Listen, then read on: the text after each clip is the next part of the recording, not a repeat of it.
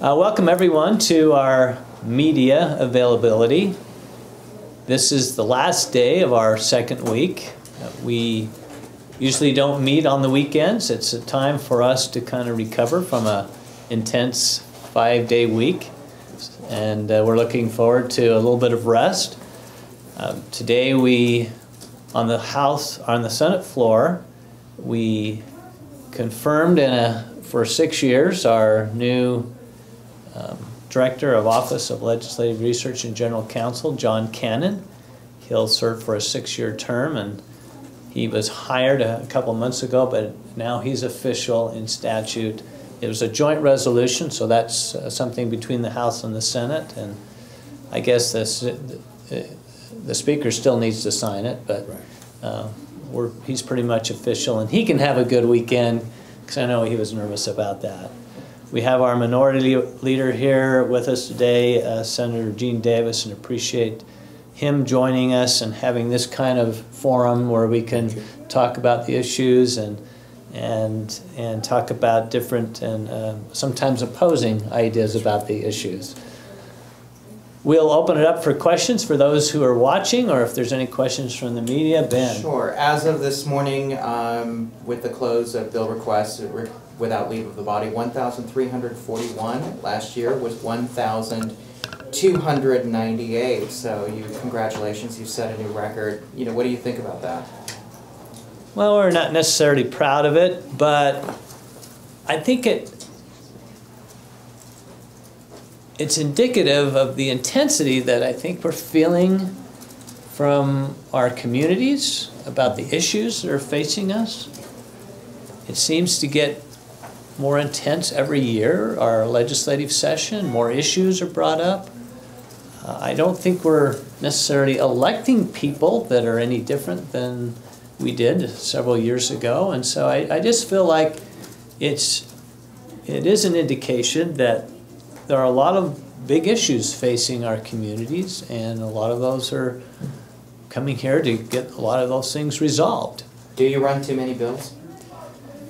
I mean, you as being the Senate or the House, you in the legislature, not. I think that we pass a few bills more than we really need to, and I think you could actually cut a couple hundred bills out of what we pass at the end of the day, and everybody would be just fine for the next year. But this is a 45-day forum of free speech, and any person of any mind that can get a sponsor, they can bring an issue before the legislature, and we have to address that issue.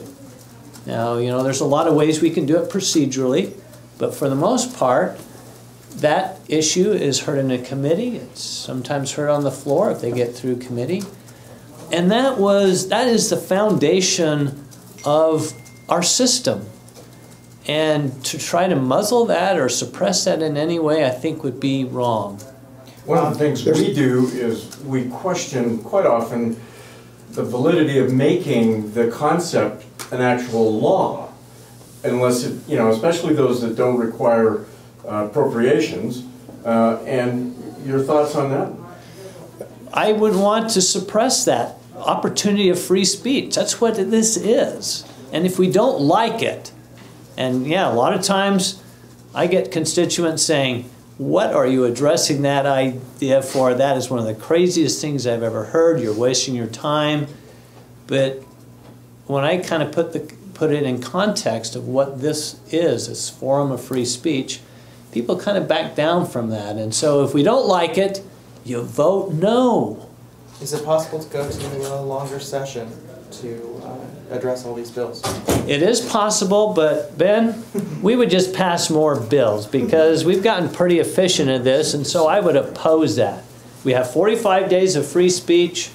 Let's at least limit it that way, but address anything that any person wants to bring to the legislature. Remember, there's 104 elected officials up here. We all have ideas of how government should be. We all have ideas of how to solve the problems of state. And we all think our ideas are 1,300 bills or 1,300 ideas are really what we're looking at. And we will address as many of those ideas as we can within our 45-day structure. Remember that probably the number one issue that we address up here in the 45 days is walking out with a balanced budget. That's probably the number one issue that we have to deal with up here. And beyond that is taking a look at ideas, and as the President indicated, these are ideas that are coming from the general public as well as from the legislators themselves and coming out of our communities. And I think it's very important to keep that in mind. It's not the number of bills that we pass, it's the number of bills that we put on the governor's desk at the end of the day. That's really, I mean, and that sets the public policy. And that's what we're here to do. Senator Oakland? I talked to a Colorado legislator this morning, and he said their legislative session is 120 days. And he says, we just can't get through everything. And it's amazing, I don't know how many bills they end up dealing with, but they end up with, at the end of the session, 120 days, things that they could still be dealing with. I suspect that a lot of that time is spent with appropriations, and that, again, is the most important thing they do. But the ideas that they're seeing that are out there, I doubt that they're passing a lot more bills than we are, even in 120 days. But they're seeing and debating a lot of ideas, and we compress it into 45 days and get through the best ones that we can, the most that we can, and some don't make it. So part of the reason is that the House, the Senate, and the governor are all Republican. In Colorado, the Senate's Republican, but the House is Democrat, and the governor's Democrat. So you're going to find a lot more having to negotiate and working through those issues, and that's not that our Democrats, those in our minority party, don't pass several bills. And we work with the Democratic caucus in both the House and the Senate. We try to involve everybody in this process and have those voices, but part of the reason why I think we're so efficient is because the House and Senate and the governor have are all Republican. Didn't And there might be better public policy served if we actually did have a little bit of balance. Didn't Senator Mang pass more bills than any legislator last year? Second time. Second, okay, yeah, that's pretty impressive. Yeah. So, I mean, the Republicans here could, because of our numbers, pretty much stop anything the Democrats did, but we don't do that by choice. We try to take those political exteriors away and work with all our colleagues in a very sincere and collaborative way to bring all the voices together. You know, there are issues that we're going to be separate on, and those are very difficult for the Democrats because of the numbers of Republicans, but for the most part, we're working very well together. If we were not debating the bills on the floor and having public comment in our standing committees, then we would be passing a whole lot of those 1,300 bills if it was just rubber stamping everything. The great thing is this is a body that discusses and debates those issues. And I can say this in compliments to the Republican leadership, is the fact that I feel that we have had our voice heard. We are able to debate those bills openly and express our opinions on them. And nothing is holding our vote as nothing is holding their votes. And I would say that in the last session, I think we passed over 600 bills, as at least from our caucus on the Senate side. Most all of the bills that we passed in the Senate also passed the House. So is there a balance when you take a look at our numbers versus the other numbers? We have a pretty good balance. Would I like to see more Democrats up here? Absolutely, because I think that it would really enhance the debate and discussion on public policy. But I don't have that ability at this point. And so I think we're doing, let's put it, we're not cut out of the debate. Yeah. Well, 2018. That's right. We're all out there again. Half of the Senate. Ours truly.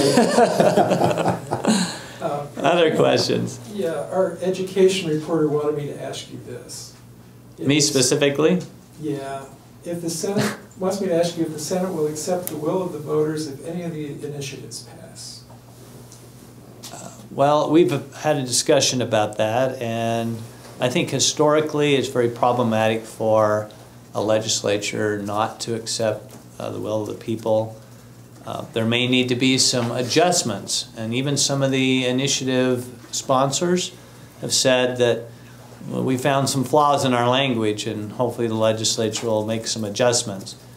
So I think we just need to make sure everybody understands that the language in some of those initiatives that you might be signing and so forth, there are some flaws, we know, and that we're going to have to try to adjust those things, but the concepts, I think it'd be very difficult for a legislature to repeal, but we're both legislative bodies, and one legislative body after another can make adjustments, repeal, add to, and but I know that it's pretty difficult for that body to do so if it's been an initiative passed by the people. Even tax increases passed by? Well, I don't know if we've ever had that, so, and it's hard to predict what would happen. We'll face that issue next session if those initiatives pass.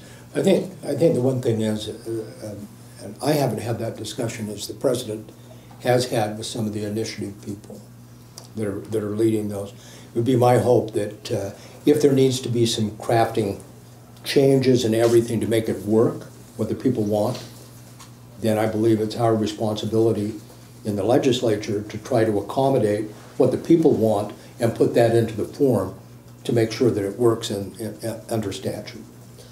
The difference between the initiative process and the legislative process is we talked about coming up with 1,300 ideas, and a lot of those ideas have already been sifted, probably been abandoned as far as bill files, and others of them are moving ahead, and they're going to change substantially as they go through the process. But when you have an initiative, it goes on the ballot. There's no sifting. There's no changing it, no making it better. And so the initiative process, I think, is at a disadvantage that way. And that's why I think we have a republic where we have people that actually see those ideas and refine them over time. And so I think you need to be very careful with initiatives, and whatever passes, I'm sure we'll do our best with it, but there needs to be sifting and needs to be refining even after you look at an initiative, at least in my opinion. So, I think when you look at especially the education, and that one really does do with taxes and where we're going to spend our money. Mm-hmm. And I think the Medicaid initiative also does the same thing. Yeah. The thing, as I look at that, it's the bottom line is really what they're looking at. It's not the fix of where the taxes are going to come from or anything. The real issue there is, are we going to put more money into education? And that's the bottom line on that initiative. And they've shown a way to raise that kind of money that they want to see put into education. There's other ways we can look at that and still give the referendum what it wants and what it needs. But the funding stream may have to be altered a little bit to face reality. It's a great question.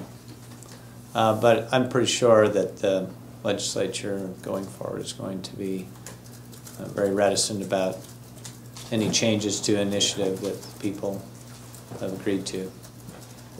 The House members today and a couple of senators were at a news conference talking about a couple bills, including the new oversight committee bill that Representative Stratton's carrying, because it failed to pass out of committee yesterday, but Senator Bramble's the Senate sponsor and says, stay tuned.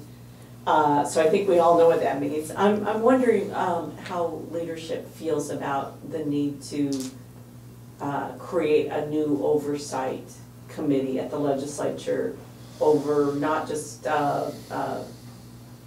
state government, including the executive branch, but also all local government entities. Is there a need for that in general terms? Ralph, do you want to address that?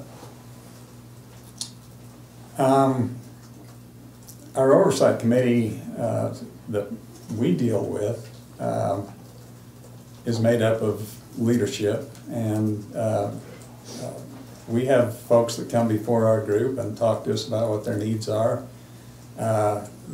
We have committees who come and say we need additional committee meetings, and we address that need. I don't know of any, well, there might have been one that I can think of in the years that I've been in leadership that we really questioned, but that part of, so our system seems to be working. We haven't heard a lot of problems about that, but I haven't heard really what the bill is or what it does, so all I can talk about is the current process. So you feel the current process is working well to provide the oversight that's needed? I think it is. I think it works okay. If there's another system out there that you have maybe some leadership people and maybe some other legislators and maybe even some staffers, I don't know, there might be a formula out there that would make it work better, but I just haven't seen any problems with what we're doing.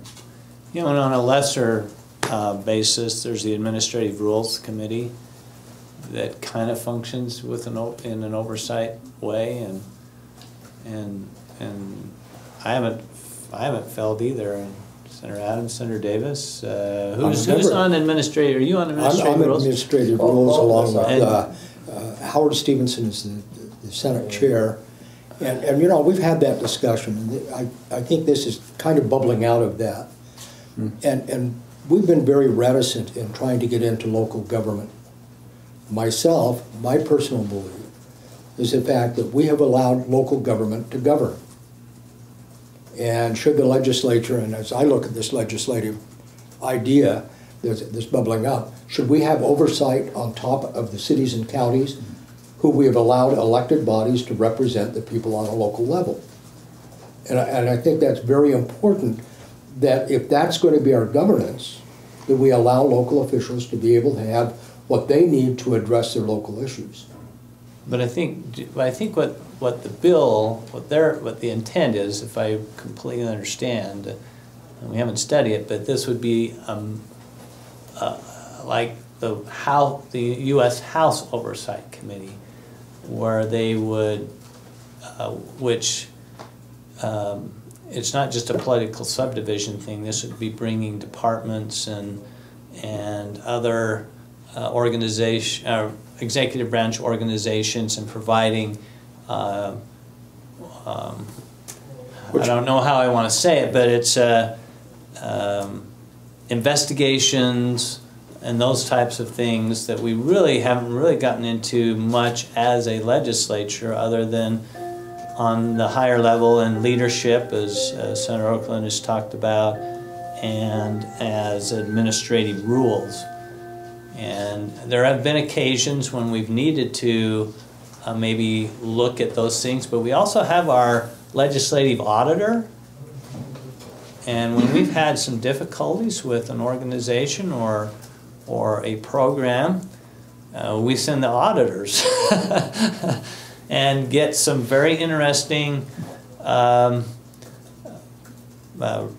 results of that are policy changes. The organizations that have been audited, they find areas where they haven't complied with law, where they need to make some changes, where we've actually even had some fraud, and so I haven't felt a deficiency in that personally. And our legislative auditor really looks at things in a nonpartisan way.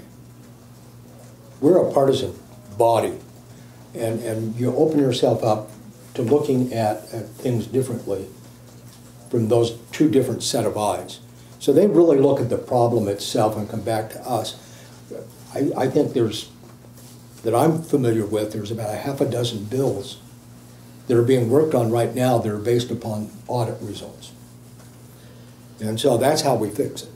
So the process now is we actually regulate those entities by the statutes we pass. We tell them and limit their powers and give them direction as to what they need to do. If they violate the statute, we either look at their rules or how they're implementing it through the administrative rules process. We have an ethics commission that they can appeal, I suppose, if there's that there are bad actors in those organizations. And we have the audit. And I need to read the bill to find out what it does beyond that, because I haven't read it, and it'd be hard to take an opinion on it. I'd like to hear the other side, but right now I think we have a really good process, and I'd like to see how this makes it better if it does. That bill pretty much brings into one committee investigative, just digging into any kind of problems, even disagreements. You know, it would mimic a lot what the U.S. House Oversight Committee would do, which can't keep a committee chair.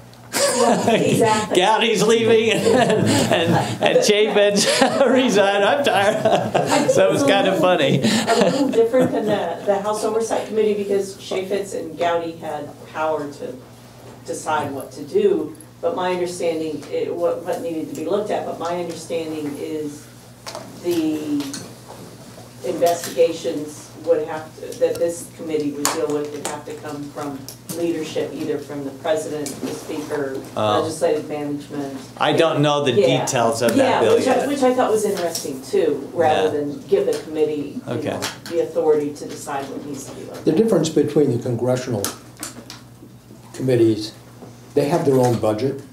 Our House does not have their own budget. And those investigations, as we found out when we did the Swallow Shurtleff investigation, they're quite expensive, quite costly. And the bottom line is, when somebody wants to do an investigation, how much money are we willing to put into that to get to the outcome that is expected to come out of that kind of an investigation? If there is a problem, we have oversight. Yeah, I think suffice it to say, between the audit committee and that, I haven't seen any kind of deficiency. Do you have any questions? We do have a couple of questions from our online viewers. And then we'll take any other questions offline. Yeah, so our first viewer asked, you mentioned earlier this week that the Senate would likely not pass the Convention of States resolution to rein in federal overreach because it called for term limits on federal representatives. Why is the Utah senators against federal term limits, especially when the population is largely calling for them? Well, let's just talk about term limits on a legislative basis. There was an effort to have term limits on legislators years ago. It was actually passed and repealed in 2003, I believe, or 2004. And I believe, if I remember right, it was a 12-year term. I mean, you could be in the legislature 12 years. Well, if you go out and look at the number of years that members of the legislature have been here, the average is far below 12 years. In our legislative bodies, if you take a part-time legislature and work them very hard, and you don't pay them or compensate them for that hard work, you actually have natural turnover. And so it's like 2 terms is kind of an average for both Senate and House. And so we haven't really needed term limits, and having Lyle Hilliard, who is here, been here for 40 years. And Gene, how long have you been in the Senate? It's my 32nd. Yeah, 32nd. So there's maybe a handful of our legislators here. 2 or 3. That have been here longer. Yeah, maximum. In the whole legislature. Out of 104, there may be 4 or 5 that have been here longer than 12 years. But it's good for us because Senator Davis, Senator Hilliard, who's in the House that's even been longer than 12 years. It's Greg Hughes is 16.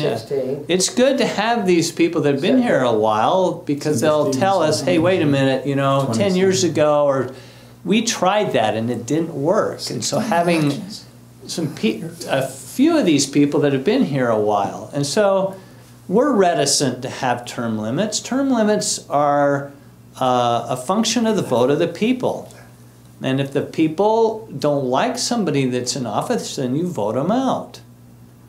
And why limit somebody that's doing a great job or can provide some institutional knowledge because I think even the U.S. House of Representatives, people turn over there pretty quickly also. Now, the U.S. Senate may be another story. You know, there's a lot of people that stay there a long time, but I think for the most part, 2 or 3 terms in our U.S. Senate and U.S. House is kind of an average. You have some outliers like Senator Hatch here from Utah, but you know, that actually is an asset to the body, and if the people of that state want to continue to send that person back, then you do that, and that's why we have some difficulty with that. We just think that elections are that term limit, or if you don't like what somebody's doing, you know, we don't have a, it's not a repeal, we just talked about it the other day, the recall. We don't have a recall here, but we do have a recall every time that person comes up for election. And that's the best policy as far as we're concerned. We've been involved, at least all of us, move around and talk to legislators in other states. And some states that have term limits, you can have a Senate president that's been there, you know, if he's term limited out at 8 years, he's got to be Senate president at 4 or 6 or yeah, and so I mean, you don't, and what he's doing is he doesn't have the experience of that legislative process, so basically he's having to rely on staff, and I don't think the people really want necessarily the staff running the public process. If they did, they'd hire someone to run the state. They wouldn't elect them. And so I think you lose that accountability to the people because you just don't have that institutional knowledge that gives the maturity to be able to do the things you need to do. So term limits have their positive, obviously, because some people, you know, it's just been a long time. But in general, the damage of them we've seen around the country has been severe. Yeah. And you know, I think if the people understood what we're experiencing here, there'd be a different idea from the people. I guarantee having Senator Davis, Senator Hilliard, and a few of the people that are willing to take more time than most of us are here makes public policy better, and it makes a better representation for the people. And so that has to be considered. And I think if the people really understood that, I don't think you'd have the same, I think they'd be supportive of allowing people to be here for a long time. If 104 legislators or all 435 House of Representatives and 100 senators were there for multi terms, yes, then I think term limits would be a good thing. But until that happens, there's natural turnover happens, and it's a good thing. So thank you. I'll ask the last one. So to follow up on the same theme from earlier this week, the question from the viewer is are you in favor of a convention of the states for addressing any other federal overreach, other than term limits, other than balanced budget, federal overreach in general? What are your thoughts on that? I mean, the president's best to talk about it, but he's been on the board of ASL. And it's been probably the one, there's probably 2 or 3 in the country that have pushed for a convention, and he's been at the forefront of that. He won't talk a lot about that, but and we passed that resolution how many years ago? Yeah, we're on record as a legislature for fiscal reform. We're one of the 27 states that is asking for a constitutional convention to balance the budget, to bring fiscal responsibility to our country. And so fiscal responsibility is one of those things. I also am very keen and support the other part of the initiative in the other concept in the COS, Convention of States, and that is to bring regulatory control. We're all over that, and we would vote for that. Also, one of my favorite amendments to the Constitution, but it's not real, I think it's because people just don't understand it, but if I think that everybody knew about it and could understand the ramifications, it would be very popular, and that is the Counterman Amendment, and that would change the Constitution so 2/3 of the states by resolution could change any law, any regulation or any judicial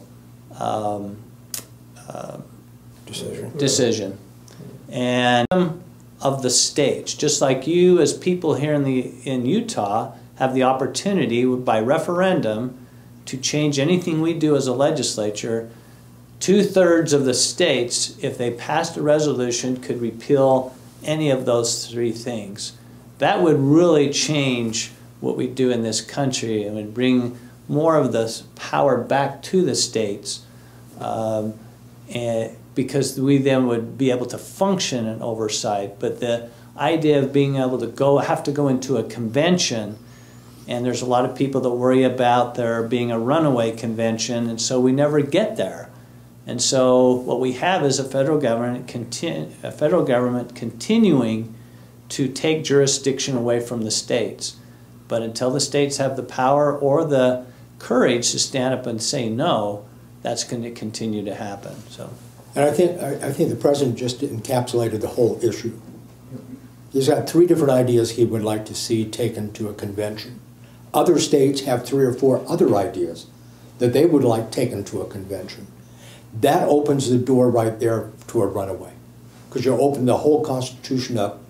There's been legal scholars who have looked at those conventions and said, you know, there's no way you can limit the discussion, because what you've done in a constitutional convention is open up the entire Constitution to debate and discussion and change, because it's all laid open. You can't open it up just to put an amendment in. If the states wanted to do an amendment, there's a way in the Constitution for us to push forward to try to get Congress to address those issues in the Constitution. And that's there, and that's an avenue that probably, if our delegation was listening a little bit stronger to the president, this president, we could probably get to it. So there's a lot to be debated about this, and we could take a lot of time, but we appreciate the question. We appreciate you listening in, and please ask questions. We'll give you our, at least how we feel about those issues, and try not to politicize them. We'll just give you that information. So thank you, and thanks everyone for being here today. And we've got appropriations we need to go to. Oh, Yeah, we're late.